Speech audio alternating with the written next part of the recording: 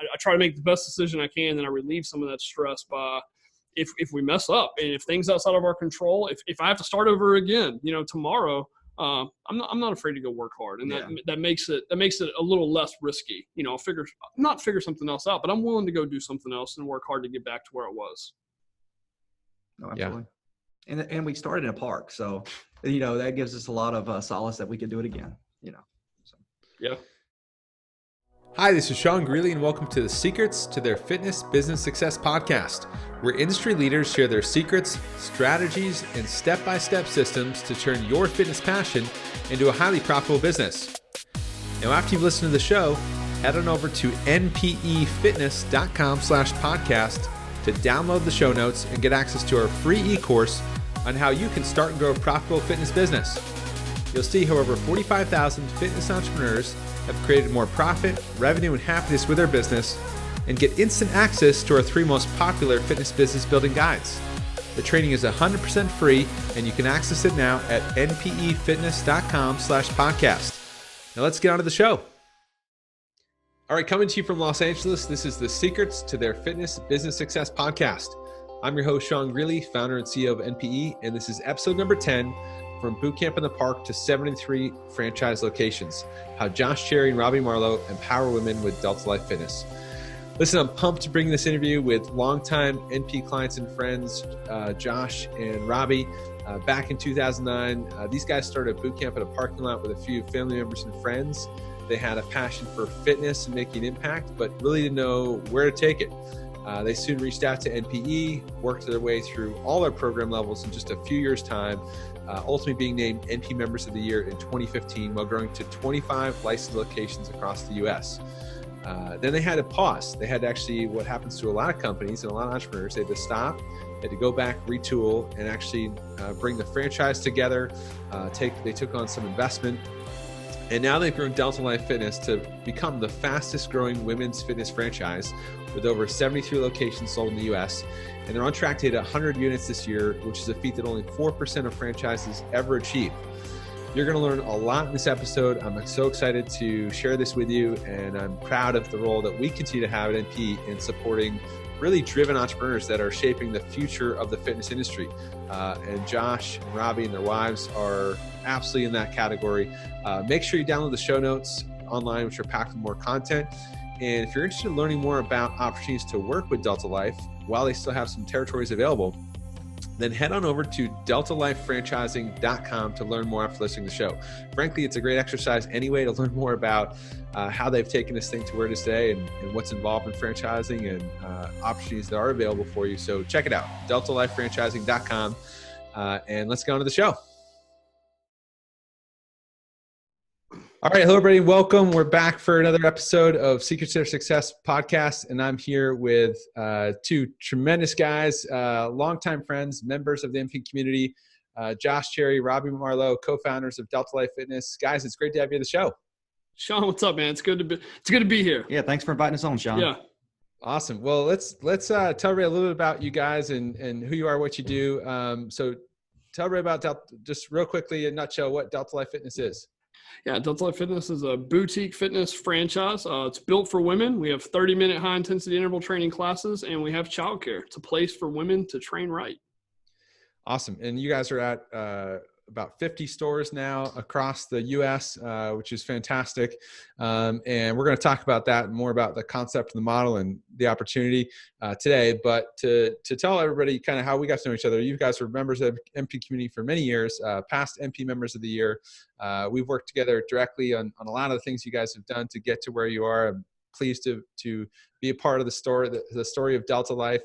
But let's take people back to kind of where this all began. So, tell us where things started for you with really, your background in the military and this crazy idea about let's do a boot camp. Yeah, we started with some 10 years ago, actually, 2019. So 2009 was when we started, and Delta Life back then was just a boot camp and some parking lots. Me to Cub Scout moms, Robby to a handful of friends and family. I think it was 5. It was 5 people. Exactly. Really changed the community when I started. And I had some Cub Scout moms. It was early 2009, like you said. I was in the Marine Corps. Through the Marine Corps, I was going through a commissioning program at Texas A&M, and I had to do a PTI program, which is a professional fitness trainer for the Corps cadets at Texas A&M. So I'd write their workouts, started telling Robby about some of the stuff I was doing for nutrition wise and exercise. I got obsessed with it. He got obsessed with it. We started doing these things in parks and parking lots in 2009. And then we actually went into some brick and mortar locations around the 2012 era, which is where we finally got connected with MPE not too long after that, around 13, I think, 2013, 2014. Yeah. Kind of went at that point. It was more of it looked like a CrossFit gym, mostly for women at that point. We were, but we had the ideal consumer figured out, but we were still building workouts that Robby and I enjoyed. The program looked like us. I mean, you can see today, Delta Life doesn't look anything like Robby or I. Thank goodness. No.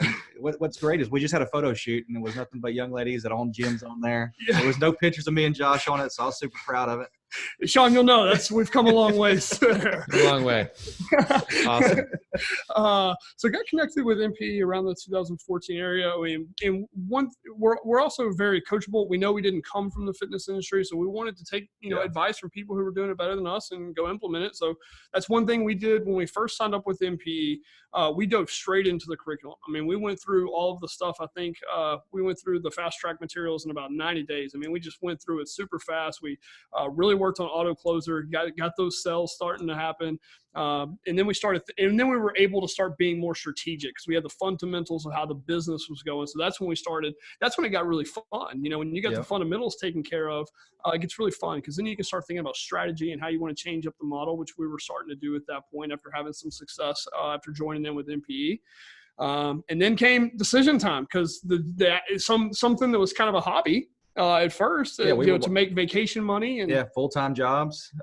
Wasn't something that we thought, hey, was going to take off like it did, but at about just 2 locations really, and implementing all the stuff that we learned from MPE, we had to make a decision because it was doing a lot better than we had ever thought it would do. So at that point, it became a real possibility that could be our future.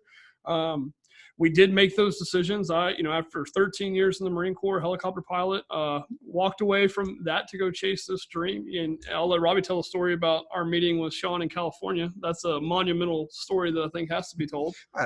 We both have life-changing events. When I first met Sean, we and Josh actually were sitting there talking to him about what we had going on and explaining the whole situation, what we were doing and how we were doing it. And I was living in Texas at the time. Josh was living in Florida. He was about to go to California for flight school or just finished flight school.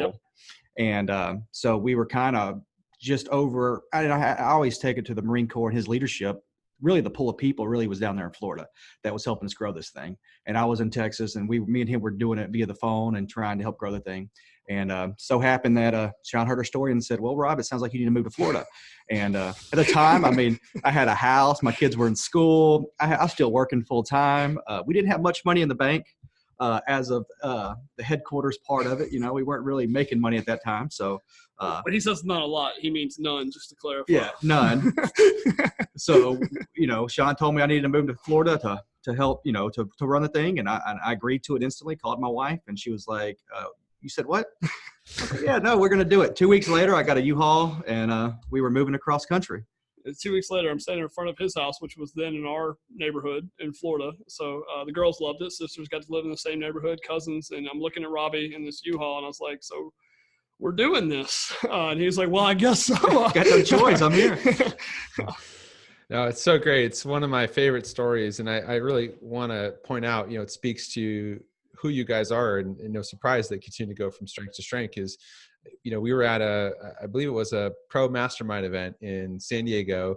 We had a meeting. I think it was you guys gave me a ride to the airport, and we have this conversation in Josh's truck about this whole thing. And really hearing your story was I all I did was kind of point out a couple opportunities, and but you guys said, and really Robby, to his credit, just said, okay, I'm in, let's go. And, to be able to make those decisions, and go all in and commit, and when you commit, you've got no choice but to make it work. You will make it work. Right. And, you're willing to take those risks, and you're willing to make those commitments to yourself and, to your company and to the team that, depends on you. And you did. And then, the next chapter opened for Delta Life in in North Florida. So, quite an exciting time. So, so that was going on. And then, Josh, you were kind of finished up your military career, which was, they didn't want to let you go. No, that was not an easy thing to overcome. Took about 18 months. I mean, a year and a half of me in California, separated from the family. Robby, Cassie, Kristen, the rest of the headquarters team back in Florida running the thing. I was up early before going into the Marine Corps on Skype calls with the East Coast. You know how that goes then in the Marine Corps. And so we had to get through that challenge, which was huge. 18 months later, finally, the whole headquarters team is together in Florida. Like you said, we've risked all this. We took all these chances. We're there now. And it feels like, looking back now, that feels like that was just the first of many obstacles and things. Absolutely. Because I mean, the work was, we thought we had won, like, okay, now it's, and really we just wanted the chance to be in the game. We wanted to be able to take a swing at it. But it was just getting started, as you remember, because that very first quarterly planning we did, you kind of laid out all the things that were going to need to happen in the next year. And I remember, if we were going to really treat this like, we had just done a tour of the 4 or 5 studios there in North Florida, and we had some work to do to make this thing a replicable franchise model. We had a lot of work to do. And I remember looking at the list of the things Sean was saying we had to get to work on. And I remember looking at that list and thinking, there's no way, I don't know how to do not one of those. It was scary, but that's the good thing about having a coach. They put it out there, and you got to figure it out, and you got to move forward. And we, of course, you don't get all of those done in the next 90 days, but you get a good amount, and then you get to make more decisions the next 90 days, and you just keep moving the needle every 90 days. Yes, I love it. Well, let's go back a minute, because this is really, I think, relevant to a lot of people listening to the podcast today. So, we've had obviously a lot of MP members that are successful with opening a facility, and then they open, a second facility, a third facility, and then they kind of reach a point where, what's next? Some are just happy at that stage, and they're just really optimizing the business, and it's supporting, their goals. Other people want to continue to grow, and they start doing licensing, and then some do franchising. And this is kind of where you guys were at. I remember a big crossroads from this time where you were figuring out, okay, we're going to start doing licensing. And then we had a conversation really talking about franchising. And I remember I said, hey, there's this thing called the IFA, and we need to go to Texas. It was like another crazy time. We need to go to Texas. You need to meet me in Texas. We're going to go to this IFA convention. And I remember you guys were like, I don't know. So it was a lot of money to us then. No, I remember looking at the bank account and thinking, okay, it's going to cost us this much money. That drains half of what we have in the bank account. But I remember Robby and I had a side phone conversation, and we said then too, we said, hey, if Sean's, this guy is our coach, and if he's saying this is what we need to look at to take us to the next level, we got to do it. You got to do it. Yes. And you're right. We went and we got to see the Alamo, which was fun. And then we got to go. We got some Alamo photos. We got to go to the International Franchise Association in San Antonio, which changed the entire trajectory for us. And it's kind of like when we went to join MPE, we get in there and we meet everybody, we start talking to them. We wanted to grow the gym business, and the same thing. We were just a license at the time, and we went in there. We were like 17 licenses, our chest were out. We were proud of it. And then we get in there. It was nothing to those guys. Like, you're what? And, it's just the way we work. And we were like, okay, well, then next room we want to come in is this one. And we want to make sure that they know who we are in this one. And, Yeah. Yeah, and I think that is a lesson for not only to be willing to take big risks and go on and make commitments. I mean, and we're talking, a lot of people, you need to understand the context of the risk. You have not just your 2 single guys, but you have wives, you have kids, you have, homes, you have a lot of things dependent on your financial success and performance, right? And you're taking, and meanwhile, you're trying to navigate this crazy thing called, a company that's in startup mode and work through some early stages. So, but you've been willing to make those commitments. Even right then, I remember that time on that call when we talked about going to IFA, and it was, you're going to drain your working capital, and we gotta eat, we got to keep things going. But you've been willing to take those scary steps and make those commitments to yourself and to your dream. And that is a common trait among the most successful entrepreneurs and the people we work with all the time.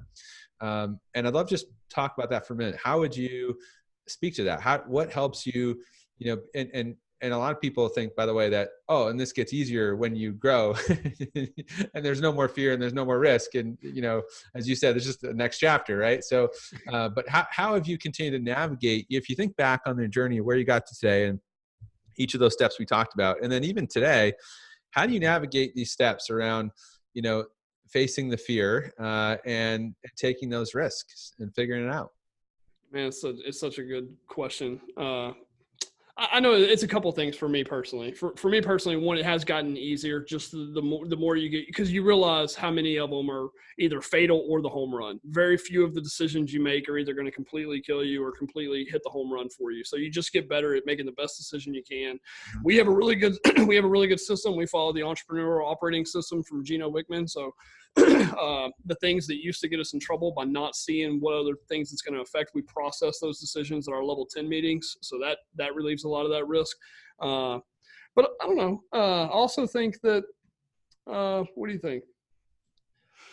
It's a hard question, because in the beginning, I think we were so willing to risk it all, Sean, because like you said, we walked away from so much. So we weren't willing to walk away from that much to, just have one or two gyms. You know what I mean? Like we felt like, him moving from Texas and me walking away from the Marine Corps, we wanted to do something big. Like we wanted to have that big impact in the beginning. And like you said, we burned all the ships, so we had to. But we continue, like you said, we've continued to do that. Yeah. And also communication with our spouses. We are in it with our wives, so them having 100% buy-in helped out a lot. And then, like I said, it is a tough question to ask, but. And then, like I said on a podcast earlier this year, or Dr. John Berardi said it. He came to an MPE thing, and he said he keeps the picture of the manager of that coffee place. Starbucks. Well, it was the Starbucks equivalent for Canada, whatever that was. The Cup of Joe, I think. Tim Hortons or something. Yeah. And he said he keeps that up because he's like, I'm always going to do my best to grow precision nutrition. I'm going to do everything I can to grow precision nutrition. But there's things outside of my control, so I'm not going to stress over those. And if I mess up and it all goes away, I'm a pretty smart guy and I'll work hard. I'll go manage one of those. And he just kept that up to remind him. And so still got a hard hat hanging in my office. Yeah, I do. I keep that in mind too, right? Because you weigh the stress of all these decisions. Is this going to work out? Because like you said, especially when it's all these families depending on these decisions that have to be made. But I don't know. I try to make the best decision I can, and I relieve some of that stress by if we mess up and if things outside of our control, if I have to start over again, tomorrow, I'm not afraid to go work hard, and that makes it a little less risky. I'll figure something else out, but I'm willing to go do something else and work hard to get back to where it was. No, absolutely. Yeah. And we started in a park, so that gives us a lot of solace that we could do it again. So. Yeah. Yeah, I started with no resources, so you know how to be scrappy, and you've proven, get it done. So awesome. So talk about, the other point I want to talk about was each of these steps, joining NP and going from, just in your own silo, with your world, to going to the NP community and seeing lots of bigger businesses and things that, now give you a room to grow in. Yes. And then very much with, then taking you to the IFA and going to the IFA and, again, walking in thinking, we've got it figured out, and realizing I'm the dumbest person in the room right now. and I've got a lot to learn and grow, which then inspired you, to keep growing. And I think, it's so often, as you hear me say all the time, you never want to be the smartest person in the room. You want to be in a room that's going to force you to grow, and be in the environment that's going to force you to grow, and being surrounded with other entrepreneurs that are ahead of where you are today. They're going to inspire you and push you and bring out the best in you. Talk about how that's, what that's meant to you, I guess, along this journey, and how I know you've actively sought that out in many ways. Yeah, it's been everything for us. Like you said, early on in MP, just finding other gym operators, maybe ones that were using MP that were close to us, or I established our long-term marketing guy, Cody Bishop. I met him through the MP community, that Facebook group, just being able to bounce things off. And two, the thing that's so good about coaching or hearing it from somebody else is that you don't have to second guess it so much. If the coach is telling you, and 4 other people in the community are saying, hey man, I implemented this auto closer thing and my staff is killing sales, you don't have to sit and spend precious brain energy wondering what should I do for sales. No, hey, coach said it. These 3 guys are doing it. Let's just get on auto closer and let's go. And then you can use your brain energy for something else. But we had a lot of fun people in our group too that were, like you said, we're doing some cool things. I mean, we're still really good friends. Yeah, keep up with the Pages and the Fedders. I mean, these are people that are building big companies and cool companies, and you like to stay in touch with those people. It's so nice to be able to get on a phone and just talk through what you're dealing with and how they're dealing with it. It's everything. Yeah. That's always been Josh's strong suit and one of his strengths. And I was lucky enough that it was his strength. I wasn't too strong at that. I probably wouldn't have sought that out early on, but he did and forced me to do it. And over the years, I look forward to going into groups and talking through. So, Sean, I know you've talked about it. I mean, you've always surrounded yourself with business owners that are doing well. I mean, it's just. Yeah, I think, it's really a key to, if you're not in an environment where you're being challenged, you're not in the right environment. So you've got to continue to invest in that for sure. So I'd love to also explore, I think it's so relevant, early on, so much of your journey and the work we did a lot together at MP was around, sales, marketing, customer acquisition, business strategy, figuring out, a lot of those pieces. And then, you grew up to, I remember it was like, I don't know, 25, 30 licensees, and really had to take this step in the company where we had to be willing to go backwards to go forwards. And going backwards to take a step forward is really, really difficult in business, because not only it like kills your ego, but you have to be willing to just kill your baby, right, and start over in some ways with your model. But also, financially, you take steps backwards through that journey, and you have to be willing to imagine a bigger future and really go back to the core of the customer experience, the model, the user experience, all the things that, again, really, really refined for Delta Life. And I know that was a big part of the journey for you guys moving from Florida to Texas. Let's talk about that a little bit, because I think we get people, who've come through the MP programs and are at that place where they're looking to continue to grow, and, they could have success, with where they're at today and kind of maintain, but it's not easy to make that decision. Okay, to go really, 2, 3, 4, 5 steps forward, I'm willing to go backwards. And how did you work through that, or how, what advice would you have for others working through that? Again, there's no way we would have done it. And Sean, you know us and you know our personality. There's no way we would have done it outside of just being surrounded with the right people and the coaches and the mentors that didn't let us. Cause you're right. And it was hard. I mean, it was really hard on us, ego wise. It was hard on us financial wise, the move, the stress. I mean, it pressure tested everything, right? Because like you said, 2015, we're on top of the world. Licenses going great. We're signing massive license agreements for the first time ever. We MPE client of the year 15. Okay, we go to try to transition this thing into a franchise, and we learn, like, if we're going to do that, you got to shut off all revenue, basically, because you can't sell licenses anymore. So you got to cut off all new sales and revenue, and spend hundreds of thousands in new legal fee, of which we did just what you did. We laughed because we were like, where am I going to get that? Yeah. Plus, Lynette, a franchise consultant, came in and gave us a laundry list of things and told us we had to move to a bigger city, a hub, and start over, basically, and build a replicable model and then go from there. And that was terrifying, when you look at that list. And if it hadn't have been for but that was absolutely, now, it's obvious to us that's the right step, because you fast forward, we do have the right type of model. We have the replicable model. They're doing amazing. We have these major fitness industry investors flying in now. Our valuation at the headquarters level is going higher than it's ever been. However, you go back to 2015, we would have done what some of the other Bootcamp style franchises did back then, and we would have just sold 500, 600 licenses that would have opened and closed, it would have closed as fast as they opened. It wouldn't have been a replicable model. The valuation of the company wouldn't have been worth very much, right? So it's easy to see now for us that it was the right decision. But we're like anybody else. We want to think about growth, and I don't think we would have ever wanted to say out loud, we're going to take the next 2 years to do worse than we've ever done, right? But we had those coaches and important people telling us, if you really want to do this right and have a big impact on the world, you've got to do it this way. And had it not been for those people telling us that, I don't think we could have. We would have just kept doing with what we knew made money. You know, I mean, I think that's it's not a sexy answer, but I think it's a fair answer. No, absolutely. Yeah. And I think that is also a key hallmark of what makes the most successful people the most successful is you're willing to, you know, burn yourself down and start over. And that's a brutal transformation on the inside and on the outside.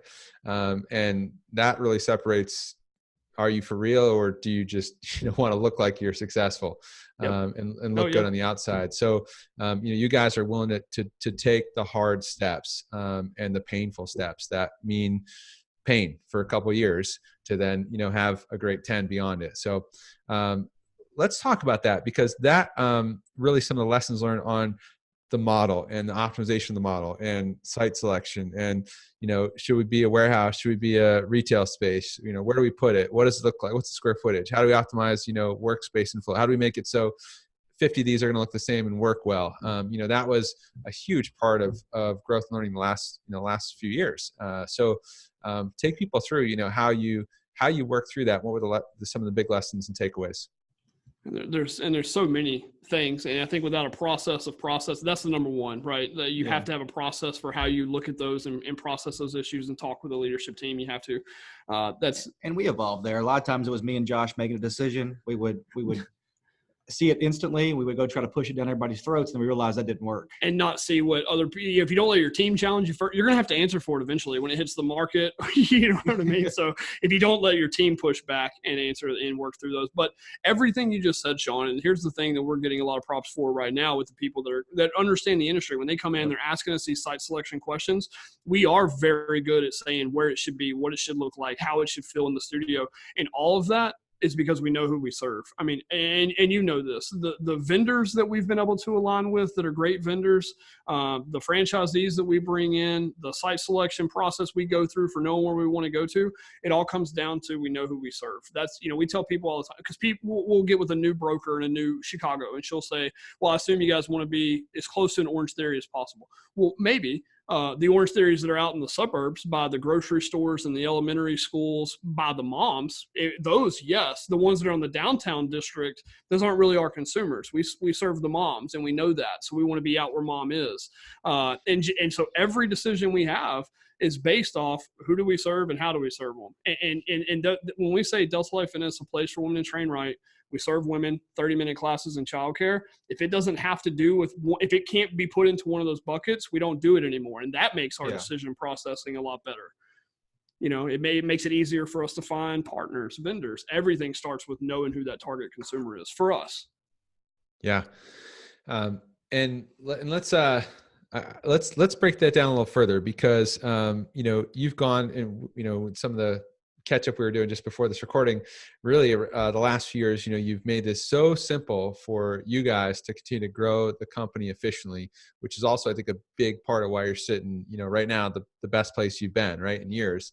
We're celebrating, your best year ever financially, right, for the company last year.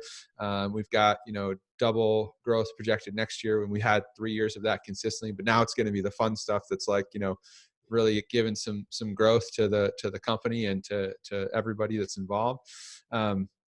Let's break that down a little bit. So you today, you're a small HQ team, and instead of trying to have 100 employees, you've gotten really smart about aligning with, as you said, the right vendors, the right outsources. And I think that's also a big key to success, especially right now in the day and age we are, is so many people try to do everything themselves at every step. Think, oh, we just got to hire more labor, and we got to figure it out. We got to control everything.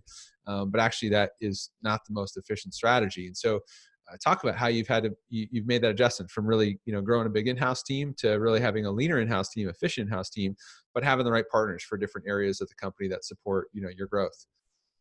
Robby gets credit for that one. I mean, it all starts with hitting a ceiling. When you hit a ceiling, when you're feeling frustrated, overwhelmed, or overworked, you're hitting a ceiling. So you got to go look at, why did we hit this ceiling? Yeah. And in my head, it was just we were understaffed. And I was kind of starting to stress and vent to Robby a lot about, hey, we've hit this ceiling. And I thought it was, we're never going to be able to catch back up to this demand. We're understaffed. And he kept saying, he kept saying, let's look at this. There's other ways to fix breaking through a ceiling. Maybe there's some good outsourcing. He kept saying that over and over again. Maybe we can stay small and lean and let's look at it. And then you want to talk about like what led you to think that? Well, what led me to think about it is just, and I hate to say it, but controlling costs. So how do we run lean? We have the best year ever. So how do we spend that money on growth and then run lean internally? And so we started looking at vendors and what these vendors can do. And this vendor, say, for example, we have a real estate vendor that goes out and finds all the real estate. She has data. She puts it together for us. She does that better than anybody I could bring in house. Her and her 15-person team, by the way. Exactly. That's what they do. We pay her. It's the cost of one employee to us, and they give us the ability for 5-6 employees in house. And when you start doing that at scale, it has opened up a lot of opportunities for us. So instead of spending money on employees, training time, taking away our leadership team from doing what we need to do, we got to go down and train. We can just, it just made more sense to where we were at as a business than trying to bring 5-6 employees on. And Sean, like you said, we're just getting better at our strategy, because when we start talking about things even inside the model, we know we want to be the best we want to be the best 30-minute workout in the world for women. That's what we want to do. So if we start thinking about adding in Zumba classes or dance classes or bringing in nutrition, it doesn't make sense with us. Like, we want to stay on our core competency, our core focus. We'll find the right partner to outsource those pieces to, but we're going to build the best 30-minute workout for women.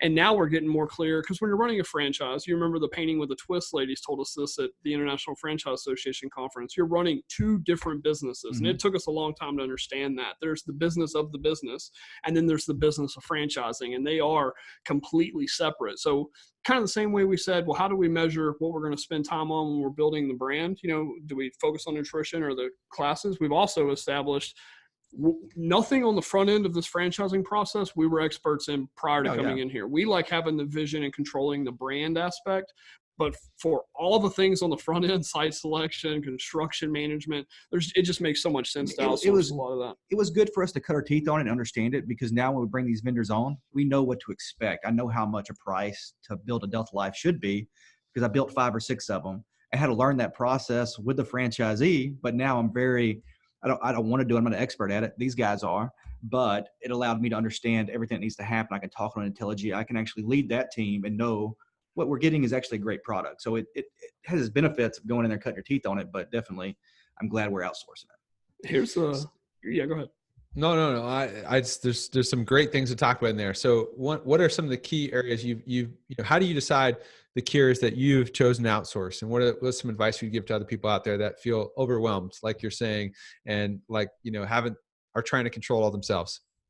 We look at it every quarter as a leadership team, and we throw it up there. We start off every quarterly planning, what's going well, what's not going well. So when we start looking at, and you also, I know we'd all love to just be able to bring on every employee that we need or outsource every weak point, but we're running a business, and we've been through lean times just like everybody's going to be watching this. So we understand you got to match what are our biggest needs this quarter and predictably the next quarter, and how do we match that with the resources we have. And sometimes we get that right and sometimes we get it wrong, but we just relook at that every quarter with the entire leadership team. What's the best one we can outsource this quarter? And we also base it on the capacity of the team here. We wanted to make one more hire this quarter than we did, but we knew our team capacity wouldn't have the ability to onboard that person. So we'll have to put that till next quarter. So we just look at it strategically as a team every quarter. Yeah. And we started looking down the pipeline, realizing how many stores we were going to open. That's why we started putting on the front end. We knew, hey, we got a lot of these area developers, a lot of stores coming in, a lot of big guys coming in that we want to make sure they get a good product. And right now,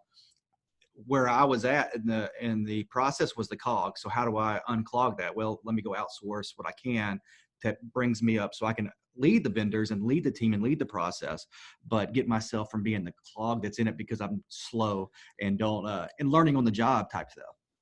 And that's the better answer. It's whichever alligator's closest to the boat. And you don't know that unless you take a operational pause every 90 days and rethink about, what did we put into place, what's worked and what hasn't? Because you're right. 2 quarters before that, it was franchise sales. How do we get more franchise sales? Okay, so we fixed that in that quarter. Now we made all these sales. We got all these area developers. How are we going to support that many site selections and that many construction projects? So it's just, I think the need of the business changed, and it changes you look at what's the closest alligator to the boat.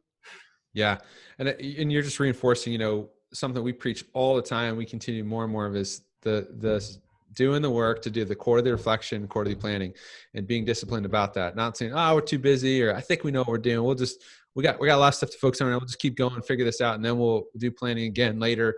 Just being always, being able to pause the game, wherever the score is, pause the game, reset, and reprioritize. And the discipline of that. Now you go through, 5 years of consistency and 90-day cycles. Well, you're gonna have a great output, right? Those are, that's 20 cycles. If you're not learning to get better in 20 cycles, you really shouldn't even be in business, right? So this is so much that forces you to grow when you take the time to follow the discipline of the process and the strategic planning.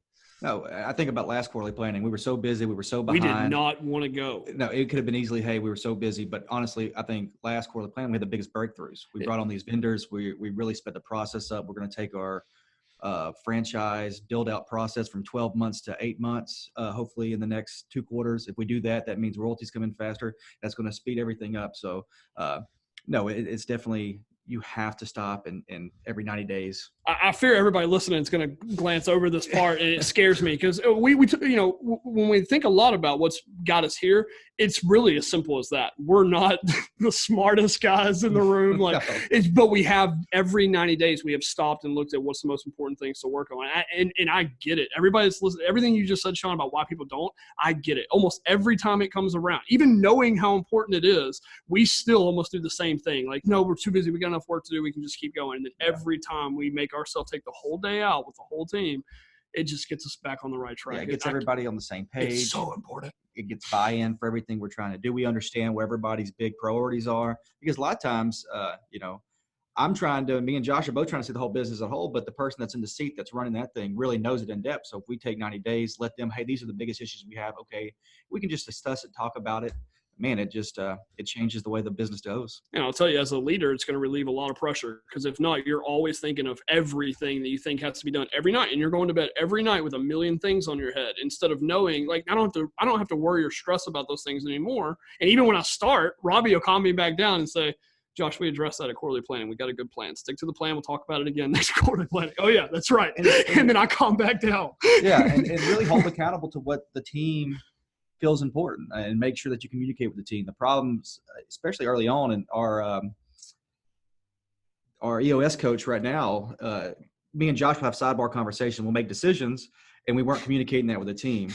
And it was create a lot of confusion. And every time we did it, we get our hands slapped. And now, I caught myself 2 weeks ago. Me and Josh were saying something. We're about to make a decision. I said, no, we need to bring it up at the level 10. We need to talk to the whole team about it, get them behind it. And so it's just practicing things like that makes you a better leader, makes you a better communicator. And then on that issue, when we brought it up to the whole team, Cassie mentioned something that both of us had missed, and it would have cost us pretty big. It would cost me big at work and at home. So, I'm glad we caught it. That's key. So you've done a tremendous job right now where you're at, with finding the biggest bottleneck, and removing it for that quarter to then, remove the constraint, right? To then allow continued growth through the system and more output. And I think the other part you mentioned is allowed you to keep the focus on the core. And for you, the core is the vision and the brand. And talk about what that means. What does that really mean? And what does that look like for you, where you keep your focus and how you do that? Yeah, a good list of books you gave us early on, Sean, from Jim Collins, Good to Great, Chapter 5. He talks about the hedgehog concept, be that hedgehog and why he's so effective, because he's good at that one thing. The fox has got a million different things he can do. And then Robby always references Jack Welch, I believe, who said, if you can't be number one in the world at it, don't go for that. So that we literally, when we build our purpose and our niche and our core focus for what we do, almost every decision we do now, it's just we go back to that and we say, is that our core thing? And if it's not, we don't spend a lot of time looking at it. I love talking to everybody when they always ask, why do y'all just do fitness? And we talk about we don't do nutrition. Precision nutrition is better than that than we can be. But if we put all our resources in being the best, place for women to train right, then we can actually accomplish that. And So this is, I want to just drive further here, because this is also a key point early on, and we see later people that are, I got 5 different business models, and I'm going to get rich at all of them. And frankly, none of them are working effectively. Yeah. Right. Yeah. And seeing business opportunity, right? And ways to serve people. And yeah, we can make money, but not seeing the opportunity cost. And that is the biggest threat, is the opportunity cost. So, that's really what we're talking about, but I don't think people truly understand. So if you could speak to that, that'd be great.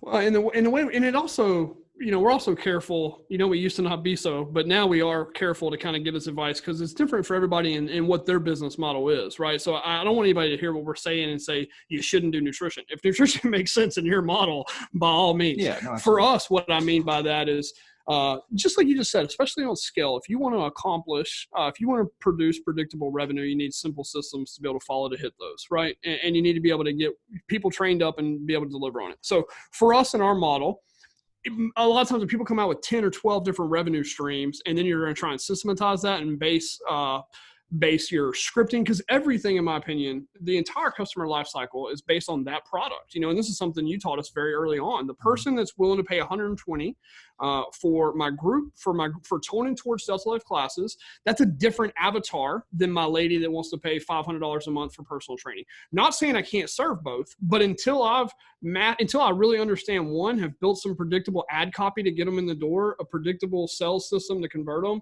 some scripts to get them to show up to their appointment, some cancellation prevention, until I'm tracking that and I've maximized that revenue stream, I'm not sure I should move on to the next. So that's with our franchisees. Until we're at max capacity in our tone and torch class, which that's our main revenue stream, I don't want you tending the freezer and putting the prepared meals in and sending those out. We can make more money by having that sales associate execute on her calls and set more appointments because we already have that system set. Set the appointment. She's going to come in. She's going to go through our sales process. Boom. That's our best way to make revenue. So until they've mastered that, I don't want them focused on non-revenue or a different revenue stream that then takes up 30% of the time, and we make a couple $100 a week on it. It's just the wrong effort displayed there from the payroll. Oh yeah. Awesome. So I know we're running out of time here, and thank you guys for so much for, catching up here with everybody. I think they're going to get a lot of just hearing how you talk and hearing how you speak about business, and hopefully they're inspired to keep, going down the path that you guys have the past, 10 years, and congratulations, 10 years now. It's been an amazing journey, and the story is, in many ways just getting started. The best 10 years are just beginning. Right. So, it's going to be exciting to watch that, but tell people, that are excited about, inspired by, your mission, your purpose, really where things are heading in the years ahead, and how they can learn more about Delta Life, and if they have an interest in, becoming a franchisee. Yeah, and Robby and I are open books. I mean, Sean, that anybody that's listening, anybody that wants, our social media links will be there. So if you want to hit us up on LinkedIn, send a message to us. We're, anybody that wants any advice there, you can go to deltalifefitness.com. You can go to deltalifefitnessfranchising.com, or on the Delta Life Fitness webpage, there's an Own a Studio tab. If you have questions about any franchise model out there, if you're looking to get into franchising, Robby and I have learned that a lot. The MPE community is near and dear to our heart. So if you have any questions about any of that, reach out to us. My email, josh@deltalifefitness.com. Mine's Robby, R-O-B-B with a Y at deltalifefitness.com. Awesome. And yeah, tell people what's coming up in the years ahead. Yeah, so next year we're getting over that the mythical 100 units, and that's a big mark in franchising, because only about 4% of franchises ever hit that 100 unit mark of being open and developed. So we're excited to hit that next year. We've got some really big, strong partners coming on next year, so we're starting development. We're already in 8 states currently, and then we've got some good developments going in Denver, in the Tampa area, the Miami area, the Ohio area, Cincinnati, Dayton area. So we've got a lot of big development coming across the country, and we have a guy in Germany right now negotiating our first European deal. So we'll be looking at some international expansion at some point, whether it's 2020 or beyond. But yeah. Awesome. Well, guys, thank you so much for being here. Excited for everybody to listen to this interview as soon as we get it out, and please, for my recommendation, get to know Josh and Robby. Go check them out on social. Say hi. They are tremendous people who give back to the MPE community every day. And guys, thanks for being here. It's a pleasure to catch up with you today. Sean, thanks. It's fun. Thanks, Sean. We appreciate it. Thanks for listening to the Secrets to Their Fitness Business Success podcast with me, Sean Greeley. If you like the show, then head on over to npefitness.com/podcast to download the show notes, subscribe, and enter to win over $25,000 in free prizes we're giving away to celebrate the launch of the show. Be well, and we'll see you in the next episode.